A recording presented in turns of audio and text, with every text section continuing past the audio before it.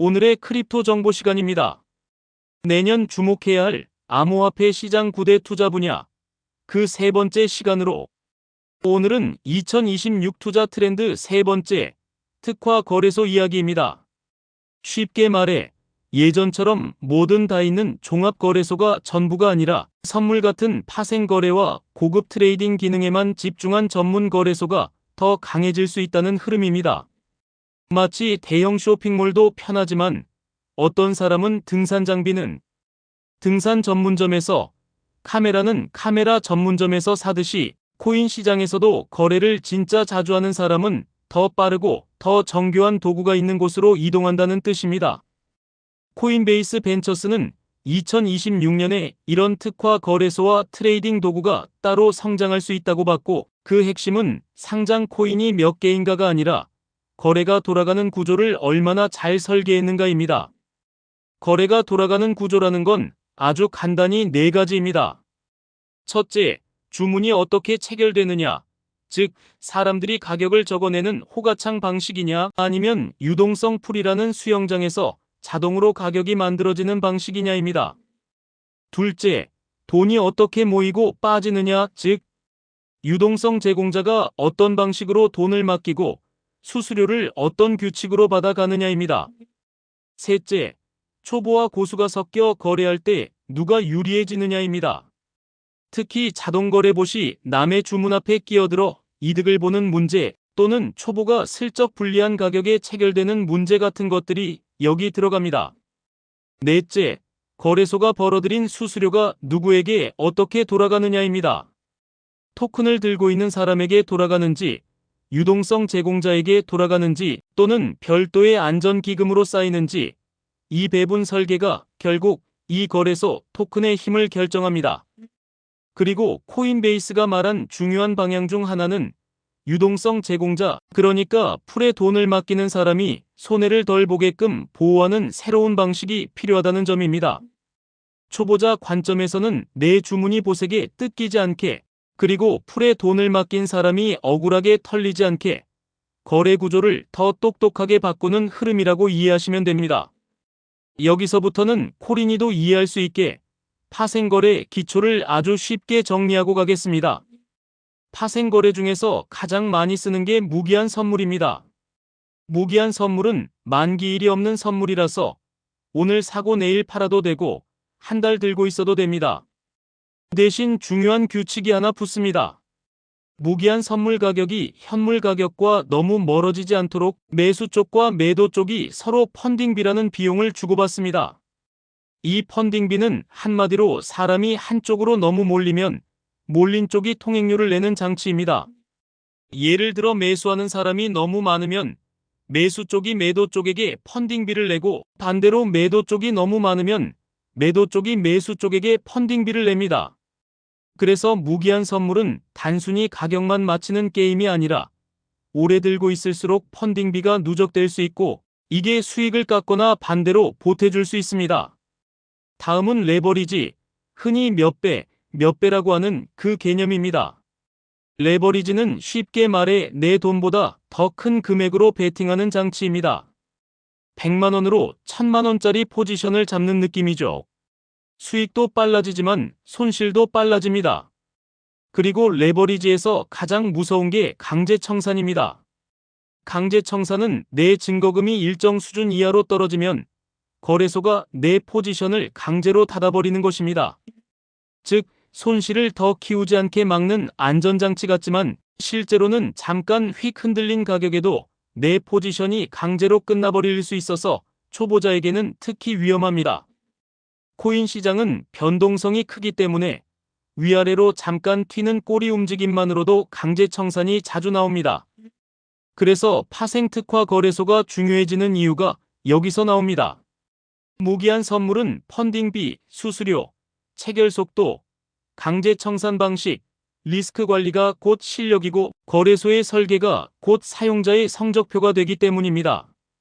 이제 주문이 체결되는 방식 두 가지를 비교해 보겠습니다. 첫째는 호가창 방식입니다. 사람들이 이 가격에 사고 싶다, 이 가격에 팔고 싶다를 줄줄이 적어놓고 그 중간에서 거래가 딱 맞으면 체결되는 방식입니다. 주식처럼 보이는 그 화면을 떠올리면 됩니다. 이 방식은 프로 트레이더가 선호하는 경우가 많고 체결 가격이 비교적 명확합니다. 둘째는 유동성 풀 방식입니다. 호가창 대신 풀이라는 큰 수영장에 여러 사람이 돈을 맡겨두고 그 풀을 상대로 사람들이 사고 팔며 가격이 자동으로 만들어지는 구조입니다. 장점은 온체인에서 확장이 쉽고 새로운 시장을 만들기 편하다는 점이지만 단점은 큰 금액으로 거래하면 가격이 밀려서 불리하게 체결될 수 있고 풀에 돈을 맡긴 사람, 즉 유동성 제공자가 구조적으로 손해를 볼 수 있다는 점입니다. 이제 대표 후보 3개를 코린이 시선으로 아주 쉽게 풀어보겠습니다. 첫 번째는 DYDX, 토큰 이름은 DYDX입니다. 이 프로젝트는 무기한 선물 같은 파생 거래에 집중한 탈중앙 거래소로 유명했고 최근에는 아예 거래소에 맞춘 자체 체인을 쓰는 방향으로 움직였습니다.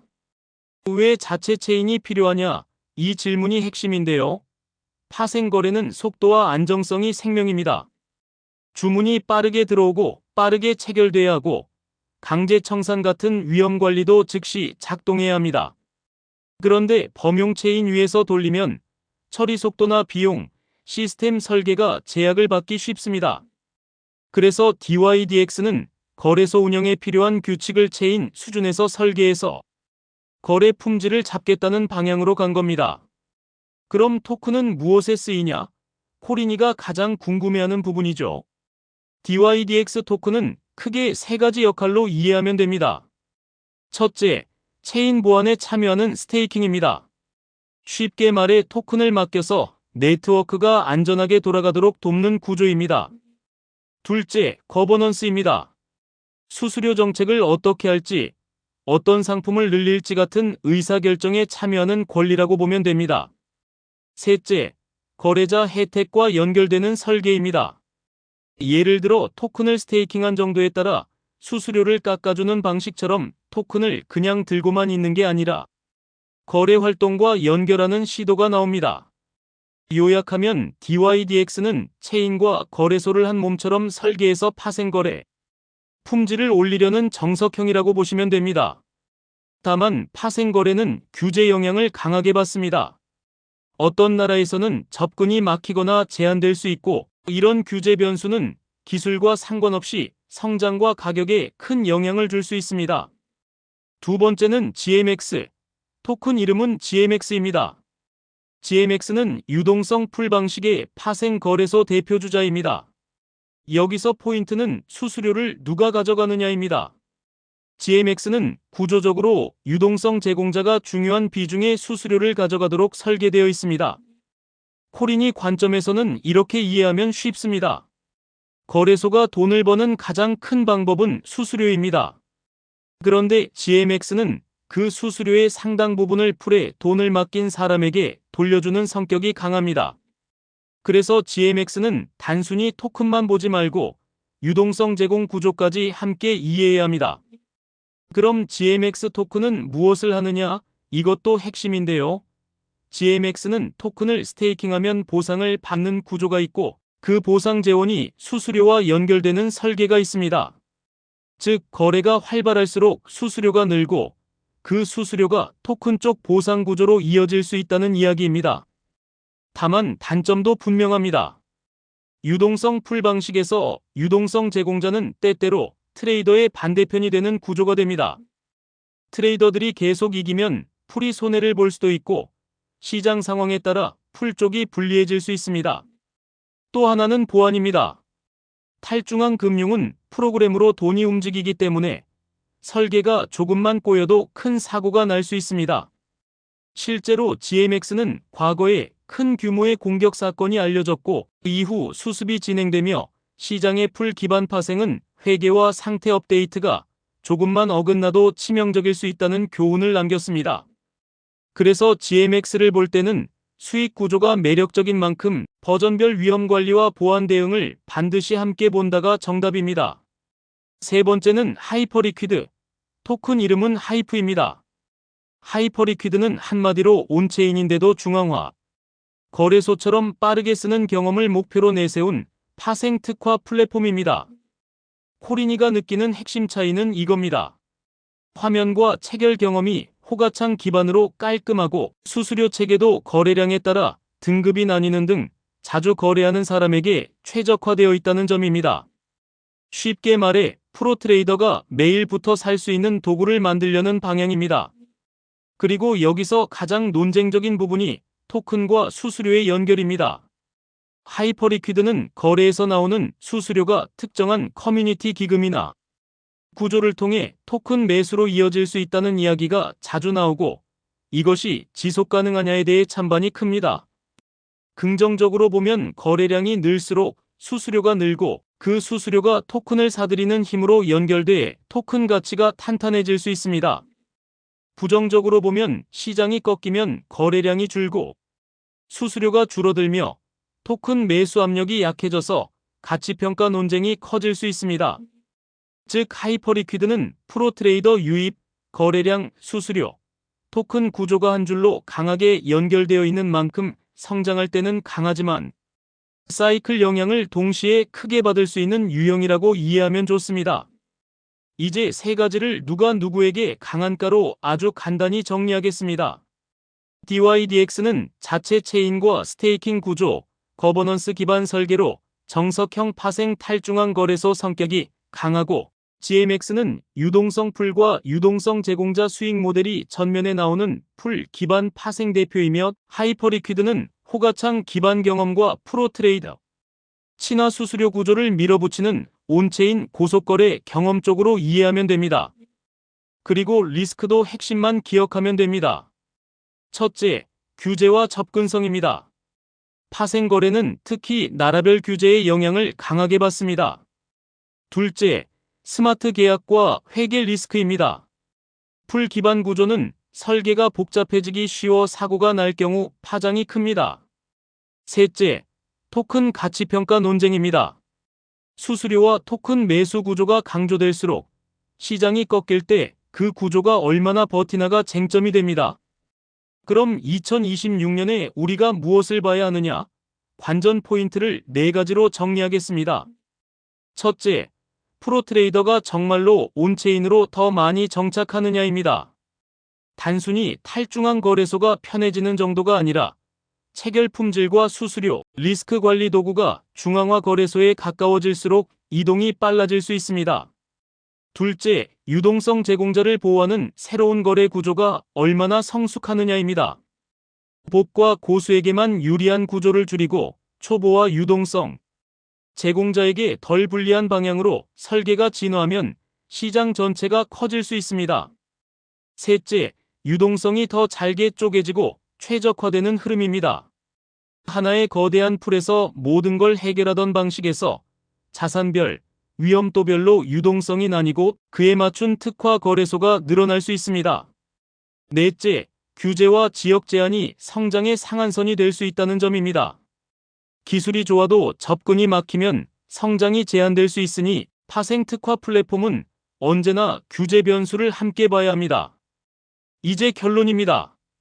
2026년 특화 거래소 트렌드에서 가장 중요한 관점은 코인을 고르는 게 아니라 거래 구조를 고르는 것입니다.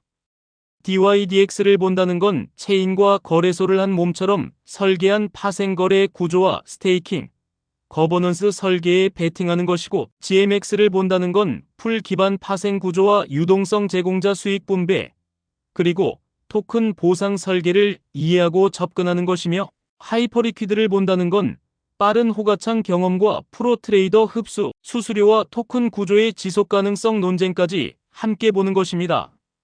마지막으로 코린이 체크리스트 10개를 한 번에 읽어드리겠습니다. 이 거래소는 호가창 방식인가? 유동성 풀 방식인가? 수수료는 누구에게 가는가? 토큰 보유자에게 가는가? 유동성 제공자에게 가는가? 별도 안전기금으로 가는가? 펀딩비 구조가 어떻게 되어 있는가? 과열장에서는 펀딩비가 어떤 부담이 되는가? 강제청산은 어떤 규칙으로 작동하는가? 급변동에서 내 포지션이 어떻게 처리되는가? 토큰은 단순한 투표권인가? 아니면 수수료 같은 현금 흐름과 연결되는가? 규제나 지역 제한으로 사용이 막히는 가능성은 있는가? 과거 보안 사고가 있었다면 원인과 개선이 공개되어 있는가? 거래량이 줄면 체결이 나빠지거나 가격이 밀리는 문제가 커지는가? 마지막으로 이게 무슨 코인인가가 아니라 어떤 거래 구조인가를 먼저 묻는가? 여기까지입니다. 이 영상의 핵심은 하나입니다. 특화거래소 코인은 화려한 이름보다 구조가 먼저이고, 구조를 이해하면 변동성이 큰 파생 시장에서도 덜 흔들릴 수 있습니다. 다음 편에서는 코인베이스 벤처스가 주목한 다른 투자 트렌드로 이어가겠습니다. 이 내용이 도움이 되셨다면 좋아요와 구독으로 다음에는 더 좋은 콘텐츠를 만들 수 있도록 힘을 주세요. 가격이 아니라 기본기로 투자하시길 바랍니다. 머니픽 코리아 굿뉴스 GNTV였습니다. 세상의 모든 투자자, 여러분의 성투를 응원합니다. 감사합니다.